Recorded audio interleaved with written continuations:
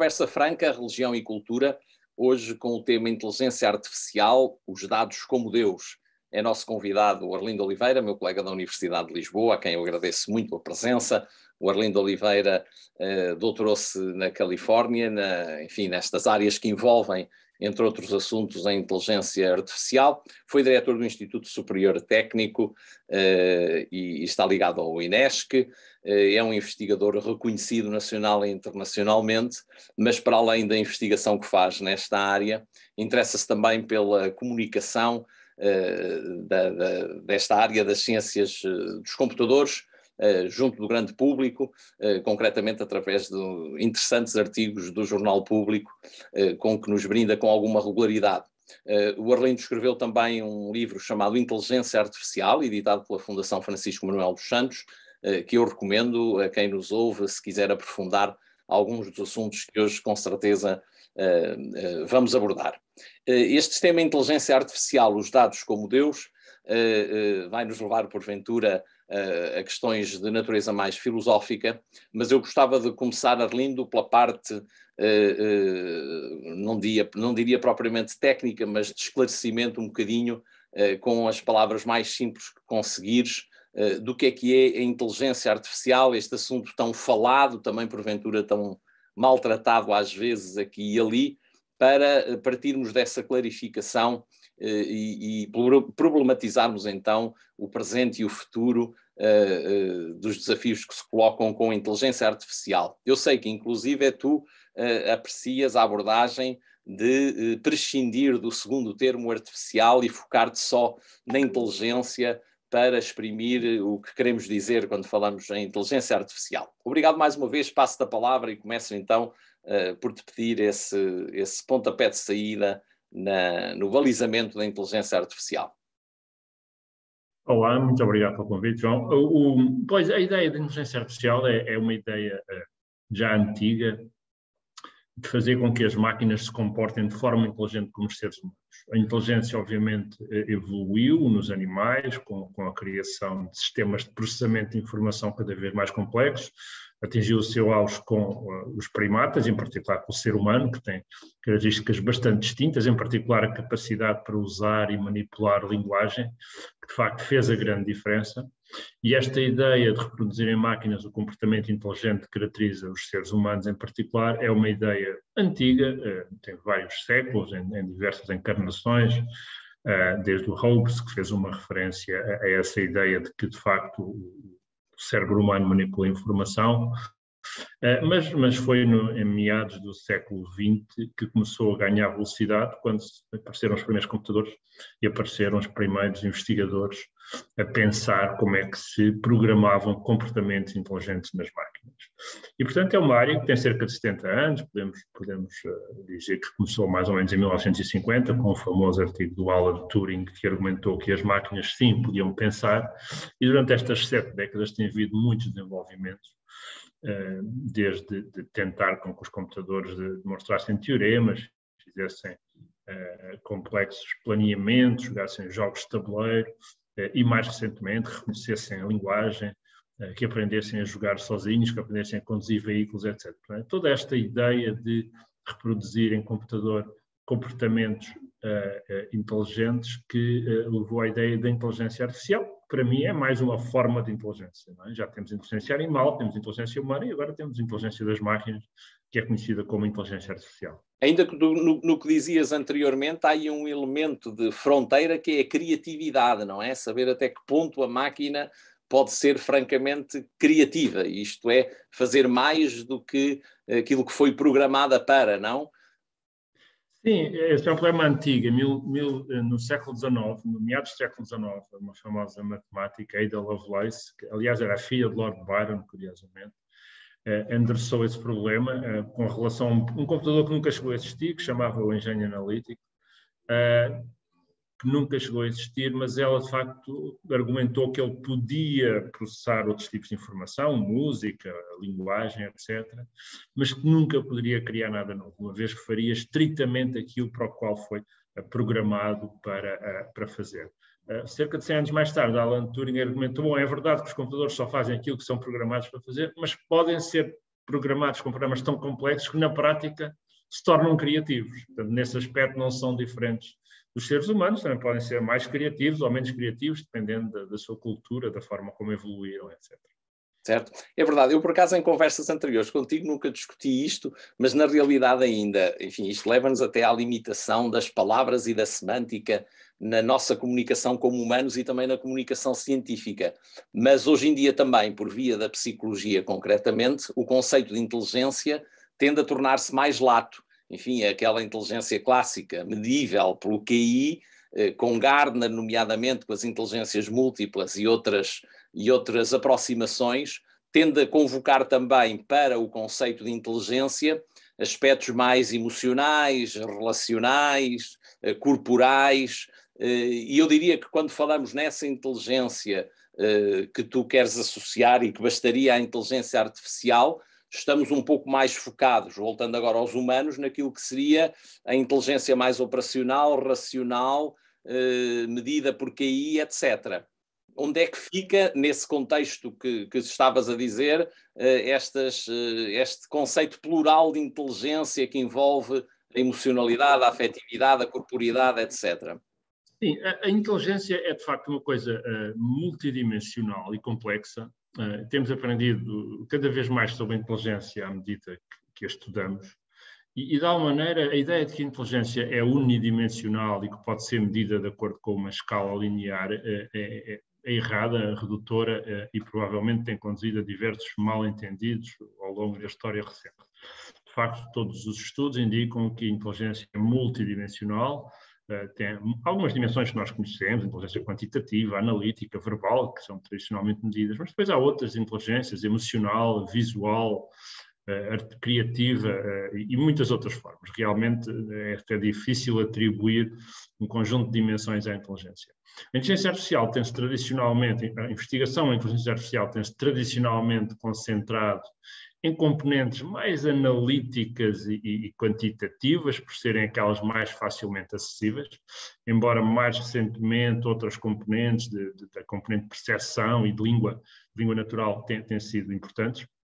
Mas não há nenhuma razão fundamental para que não sejam explorados os diversos tipos de inteligência, em particular a inteligência emocional. Há muita investigação em inteligência emocional e na componente emocional para os computadores e para os agentes. Portanto, eu penso que à medida que forem existindo curiosidade científica e aplicações em outras dimensões da inteligência, a inteligência social, essas outras dimensões de inteligência serão estudadas. E não há nenhuma razão fundamental, a meu ver, para que determinadas componentes da inteligência social, emocional, etc., não venham também a ser estudadas e reproduzidas artificialmente em computadores e em programas, e sei que muitas pessoas estão a trabalhar nisso, incluindo a componente criativa. E, portanto, quando as pessoas dizem os computadores, a inteligência artificial é só quantitativa, é só numérica, etc., não é verdade. Eu penso que umas fontes estão mais avançadas, outras estão menos, nós também conhecemos melhor umas que outras, mas, de facto, eu penso que viremos a desenvolver muitos aspectos da inteligência e os que não viemos a desenvolver é talvez porque ou não os percebemos bem ou não estamos interessados, não são úteis, não é? Mas eu penso que não há nenhuma razão que nos impeça de desenvolver programas que simulem ou que emulem ou que reproduzam diversas dimensões da inteligência, tal como existe nos seres humanos. E nos animais, os animais também têm componentes de inteligência importantes. Claro que não são. Embora, de facto, essa tensão, que é quase epistemológica para nós que fazemos ciência, de tentar o esforço de nos alicerçarmos na matemática e na quantificação, está no ADN de quem faz ciência, não é? Mas a abordagem quantitativa, o que não implica que não se possam desbravar, precisamente como dizes, esses outros fóruns, dessas outras inteligências. Mas eu gostava de agora partir daqui para entrar num campo que pode ser um pouco mais metafísico no sentido filosófico da palavra, de questões que, embora a partir da ciência e da ciência dos computadores nos possam levar para outras questões, e concretamente este termo que também convinha elucidar, porque anda muito nas bocas do mundo e é paradigmático, do dataísmo, a menos de melhor tradução para português, da importância dos dados e do trabalho dos dados e dos números, e depois, se te fizer sentido, a partir daí, irmos já tocar um bocadinho, enfim, a metáfora do Harari, enfim, entre outras obras, este livro, O Homo Deus, que não há muito tempo aí apareceu, abre-nos para este mundo dos dados poderem constituir uma quase religião, digamos assim, na relação com o mundo. Enfim, pega nisto se achares bem e depois vamos fazendo aqui algum diálogo a partir destes terrenos. Sim, eu costumo classificar as aplicações de inteligência artificial em duas grandes áreas. Isto é um bocadinho redutor e ultra simplificado, mas, portanto, a área da automação, a ideia é substituir trabalho humano por máquinas que sabem fazer esses tipos de trabalho, e a analítica, portanto, a capacidade de analisar dados e extrair valor económico dos dados. Esta área da analítica tem muito a ver, obviamente, com esse termo, com o dataísmo, um termo que foi inventado por David Brooks em 2013, não é? E depois o Yuval Harari pegou, pelo menos no Homo Deus, e penso que também um pouco no Sapiens. Eu confesso que gostei imenso do Sapiens, do Yuval do Harari, e menos do Homo Deus. Eu acho que ele é um excelente historiador, mas como futurologista não gosto tanto. Mas, quer dizer, de qualquer maneira, levanta uma questão relevante. Quer dizer, uma coisa é prevermos o que é que será o futuro da humanidade, e isso é sempre difícil. Outra coisa é reconhecermos que os dados desempenham, de facto, um papel fundamental na sociedade atual, na economia atual, que todos vivemos muito dependentes dos dados, quer como fornecedores de dados, quer como consumidores de dados e de informação, quer como targets, como os objetivos que as empresas tentam atingir quando tentam vender produtos, fazer marketing, etc. E, portanto, os dados são, e há muitas expressões para isso, os dados são o petróleo do século XXI, etc.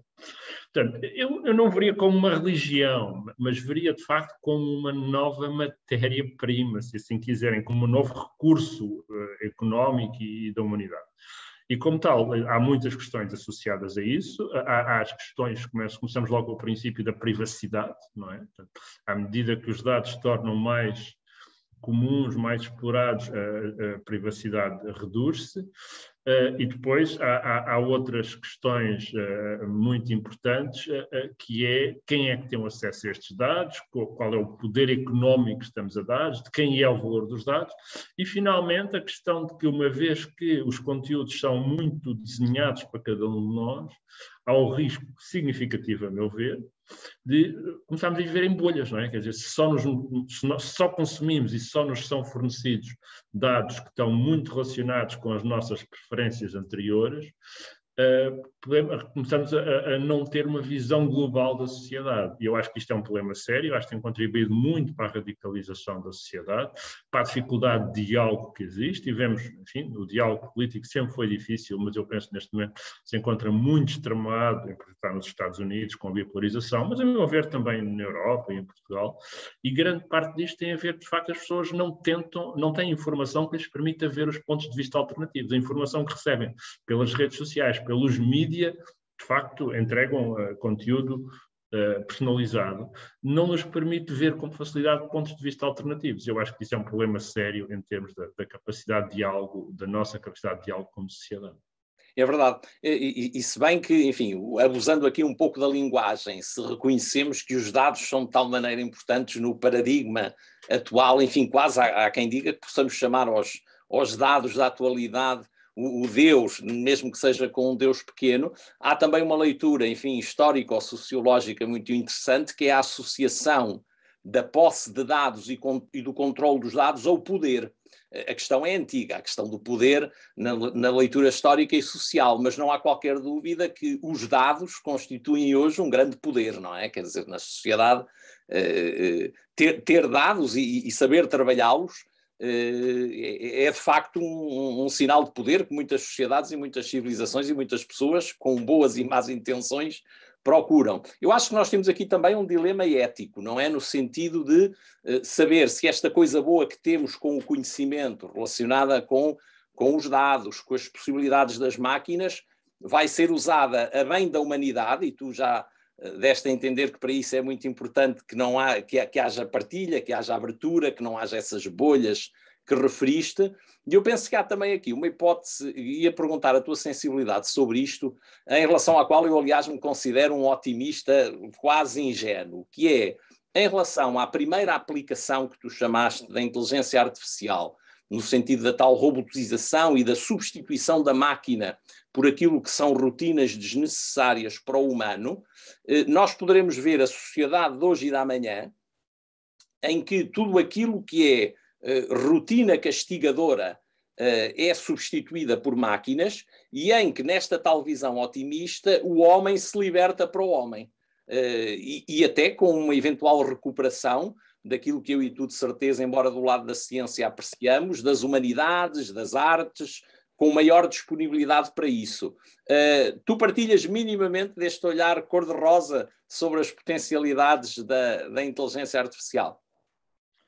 Sim, partilho bastante. Vamos lá ver. A tecnologia, ao longo dos últimos séculos, em particular, mas mesmo antes disso, mas seguramente desde a Revolução Industrial, tem contribuído para melhorar as condições de vida das pessoas, justamente removendo a necessidade das pessoas fazerem trabalhos pesados e difíceis. Quer dizer, ao princípio foram os motores, que nos libertaram da força braçal, não é? Portanto, foi a primeira revolução industrial essencialmente libertada da força braçal, mas as sucessivas revoluções industriais e as sucessivas tecnologias têm-nos sistematicamente libertado dos trabalhos mais duros, mais aborrecidos, e isso também vai acontecer com esta quarta revolução industrial, não é? Portanto, os trabalhos repetitivos, que podem ser repetitivos à frente de um computador ou à frente de uma resma de papel, serão progressivamente feitos por máquinas e libertarão mais tempo às pessoas para fazerem coisas mais criativas e mais interessantes.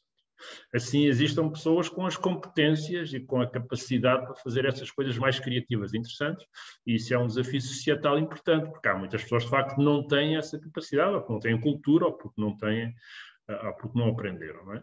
Mas eu, de facto, vejo isso como positivo, quer dizer, a automação dos trabalhos repetitivos, e que, aliás, já está a conduzir à valorização de outras componentes culturais, artísticas, etc., que são, é dado mais valor, a uma sociedade tem mais tempo livre, tem mais dinheiro também, e valoriza essas coisas alternativas. Portanto, eu aí tenho uma visão otimista. Há, obviamente, algumas ameaças associadas, que são essencialmente relacionadas com este problema, que é, será que as pessoas têm as competências para aproveitar estas novas oportunidades?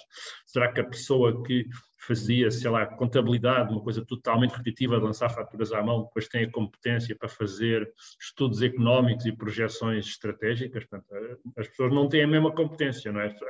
A mesma pessoa não tem a competência para duas atividades muito diferentes. Mas de uma maneira global e ao longo do tempo, ao longo das décadas, teremos tempo para nos habituar, e as novas gerações já nascem neste mundo digital e, a meu ver, com muitas competências. A outra questão que levantaste, eu acho que é muito importante, que é, de facto, os dados. A questão da religião e os dados não é uma ligação muito natural para mim, mas a questão do poder é.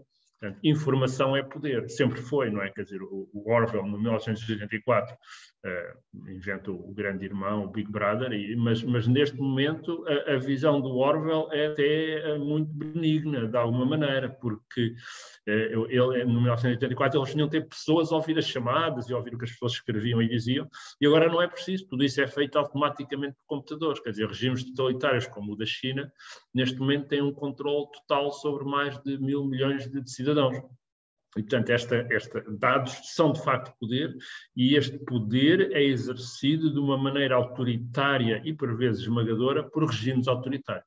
A Europa tem tido bastante cuidado com isto, e tem tido algumas iniciativas, como o Digital Markets Act e o Artificial Intelligence Act, que pretendem justamente defender os direitos humanos nesta era digital, e penso que a Europa está à frente nisso, mas a Europa é só um bocadinho do mundo, não é? Somos menos de 10% da população mundial, e, portanto, temos 90% da população mundial que está, de uma maneira muito mais sujeita do que os europeus a este tipo de controle totalitário, e aqui eu, de facto, acho que essa é uma ameaça séria, como eu já referi, a questão da privacidade, mas também a questão da ameaça dos regimes totalitários, que se vão juntar à questão das bolhas de informação e da radicalização.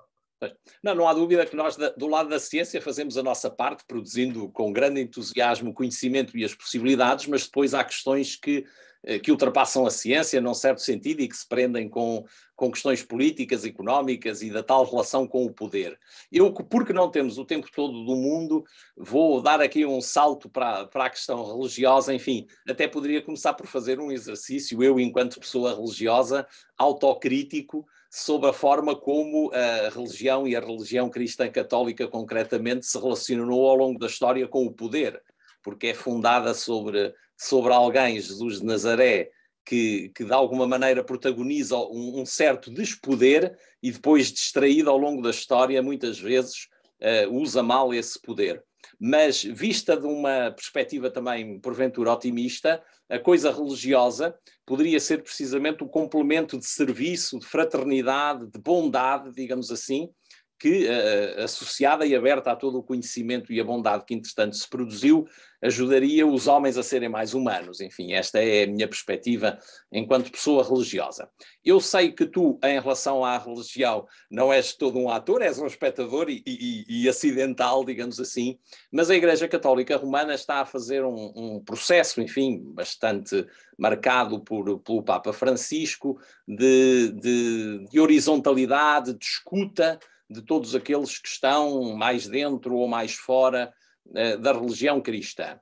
E num exercício assim, mais ou menos espontâneo, atendendo que se está a fazer este momento de escuta, de dar voz e vez a todos os que quiserem participar, perguntava-te como é que tu olhas a religião católica romana, enfim, sem cerimónia em relação aos sentidos críticos que tenhas, mas se pudesses até dar alguma contribuição. Se eu te pedisse, enquanto teu amigo, olha, a Igreja Católica que está aberta a mudar, a assinalar aqui algumas coisas que pudesse mudar, conseguirias dar aqui alguma contribuição?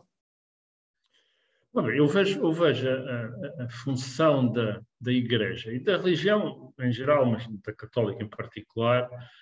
Obviamente há a função, chamemos, mística, divina, mas há funções sociais mais pragmáticas, não é? E eu acho que há duas componentes muito importantes onde a religião tem um papel a desempenhar nesta nova. A primeira é, que já foi aí referida, da solidariedade social e da importância das pessoas não estarem focadas unicamente nos valores da sociedade de consumo, queiramos quer não, é um modelo de sociedade, um modelo de economia que emergiu mais ou menos vitorioso, ainda não é o fim da história, mas que emergiu mais ou menos vitorioso deste diálogo social dos últimos séculos, e portanto vejo a Igreja como desempenhando um papel importante na importância de complementar esse modelo único da sociedade de consumo com uma componente social de interação social, de solidariedade social.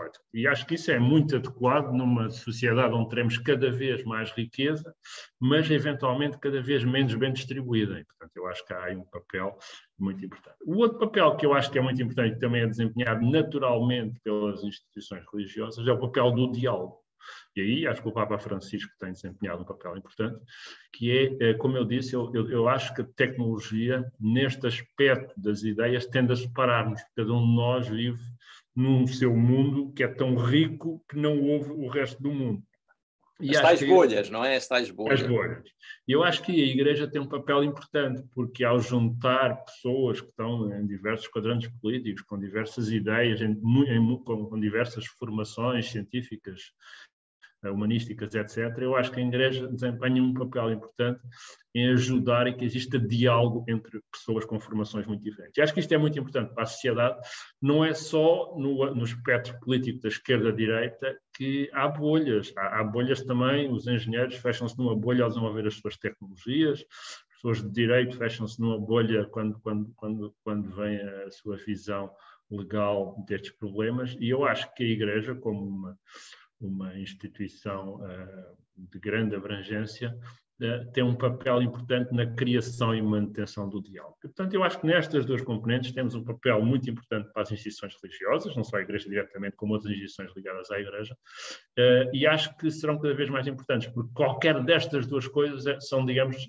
se me perguntassem quais são as grandes ameaças da tecnologia no futuro, há sempre aquela possibilidade das máquinas tomarem conta do planeta e exterminarem a humanidade, mas ninguém leva, por enquanto, pelo menos isso muito a sério, mas há aqui duas grandes ameaças a meu ver.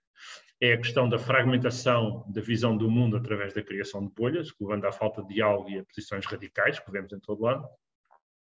e é o problema da concentração de poder económico que é causado pela automação. Curiosamente, a analítica leva muito ao problema das bolhas, da radicalização, e a automação leva muito ao problema da concentração de poder, embora a analítica também, quer dizer, as corporações são cada vez maiores e pertencem a menos pessoas e empregam menos pessoas. E, portanto, há uma concentração grande de poder económico e acaba também a ser poder político. Portanto, eu acho que é nesta componente do diálogo e na componente do apoio social que diversas instituições, entre as quais seguramente a Igreja Católica têm um papel a desempenhar, e é com prazer que eu tenho visto algumas intervenções, em particular do líder religioso da Igreja, o Papa Francisco, a intervir neste sentido de sustentar o diálogo e a solidariedade que tem caracterizado bastante as suas intervenções. Muito obrigado, Arlindo. Esta conversa dava pano para mangas, fica aqui como aperitivo, oxalá possamos retomar, e achei interessante os teus dois apontamentos, mais de fora, coincidirem também com os meus mais de dentro. Também eu entendo que o caminho será esse de retomar e reforçar e redizer esses dois elementos do diálogo e da fraternidade, que são tão cristãos e que muitas vezes ao longo da história ainda hoje ficam escondidos por exterioridades e por coisas que não são tão importantes e que importa sacudir. Muito obrigado, Arlindo, por esta conversa e as maiores felicidades para ti. Muito obrigado. Eu que agradeço, João, muito obrigado, e espero que os ouvintes venham a apreciar esta visão de uma pessoa que está mais na tecnologia e menos nas questões sociais e religiosas.